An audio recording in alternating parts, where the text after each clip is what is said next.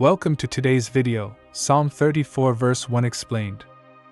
I will bless the Lord at all times, His praise shall continually be in my mouth. Psalm 34 verse 1 is a powerful declaration made by King David. In this verse, David expresses his deep commitment and devotion to praising God. When he says, I will bless the Lord at all times, David emphasizes that his worship is not occasional or based on circumstances. Rather, it's constant and unwavering. To bless the Lord means to express gratitude, reverence, and adoration toward Him.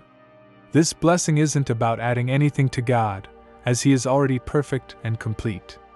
Instead, it's about recognizing God's goodness, greatness, and mercy in our lives. David is making it clear that his praise will never cease, no matter what situation he finds himself in, whether joy or sorrow, victory or defeat. When David says, His praise shall continually be in my mouth, he emphasizes that praise should always be ready to flow from our lips.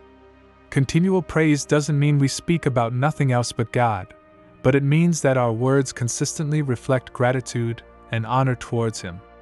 This reflects an attitude of worship that permeates every aspect of life.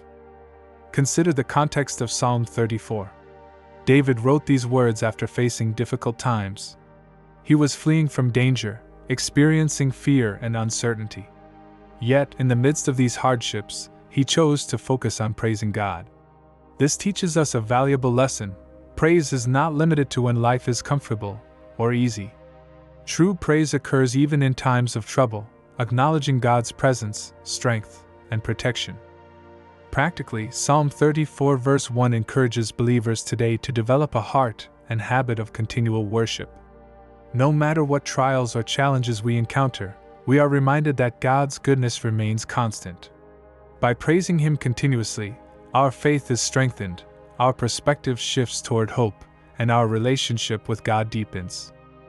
In our daily lives, applying Psalm 34 verse 1 might look like starting our mornings with gratitude, expressing thanks throughout our day, and ending our evenings acknowledging God's presence and provision.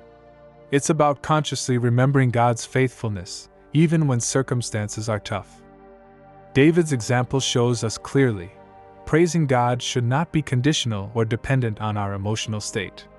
It's a decision we make, a spiritual discipline that helps us keep our eyes fixed on God rather than on life's problems.